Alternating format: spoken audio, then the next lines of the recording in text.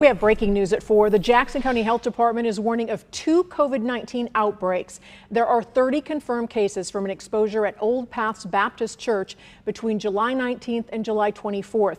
It's estimated more than 300 people may have been exposed. Also, there are 5 confirmed cases from an exposure at Loyal Order of Moose Lodge 2014 on July 19th. About 30 people may have been exposed there. If you visited these places on the days of exposure, you were asked to quarantine immediately and get tested. We're tracking the coronavirus impact on both sides of the state line. Kansas is reporting 942 new cases since Wednesday. Missouri is reporting 1,400 new cases since Thursday. The cases are from the last 24 hours as the state has caught up on test results.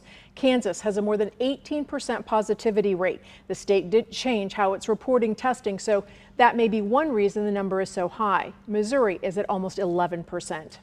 COVID-19 has brought many things to a halt, including a lot of scientific research and drug trials. But there's an exception. One drug trial got to continue because it was designed to be no contact, completely virtual. Local doctors believe this could be the future. I would have to take about 3 steps and stop and catch my breath and just breathe in deep breaths. That's 69-year-old Anna Meadows describing what it's like to live with diastolic heart failure. There was no treatment. Then, in the middle of a pandemic, she was offered this drug called Invokana, being studied as a treatment for her condition. And what these drugs do, as somebody's blood sugar goes over a certain threshold, they will actually start to urinate out some of their sugars. Dr. Michael Nassif with St. Luke's Mid-America Heart Institute is working on a study called the CHIEF-HF trial. Originally designed to treat diabetes, Invokana had an unexpected benefit for patients with heart failure.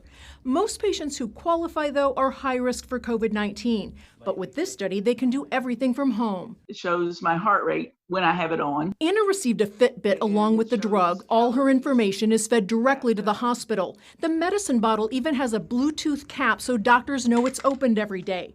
It's a double-blind study, but Anna's convinced she's got the actual drug. I think I do.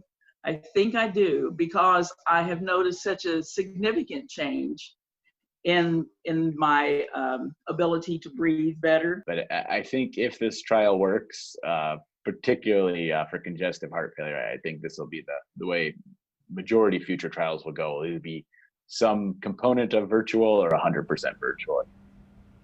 Dr. Nassif says this is the first completely virtual clinical trial to seek FDA approval, and he says that could happen yet this year. If you're interested in the study, I do have a link to more information on my KMBC Facebook page. COVID has many parents concerned as students are returning to school. Children's Mercy Hospital had a roundtable discussion earlier today, making sure parents have the facts. Doctors explain children have a smaller chance of catching the virus and less severe symptoms. Children's mental health was also addressed with several techniques to help them cope. The public is also being encouraged to help schools by listening to the experts and doing their part. Wearing masks somehow became an issue of a constitutional right versus doing what's right. School districts cannot be expected to do it all. Children's Mercy Hospital has back-to-school guidelines on its website. Johns Hopkins University also offers a free online contact tracing course. Later on in the newscast, we'll hear what they recommend to help your child's mental health during this time. Students in DeSoto say they want to be back in the classroom physically this fall, not virtually. The DeSoto district pushed back the start date to September 8th. Students held a rally at the high school football field this afternoon to let the board know they want classes to be held in person. They say they also want to see sports and after-school activities happen. I don't want a majority of students like K through 12 to miss out on education, being with their friends, being with their the different activities that they participate in. I think that's really important for their mental health, getting out of homes, it's just good for students to be in school and doing activities. The school board plans to share the official revised calendar with families on Tuesday.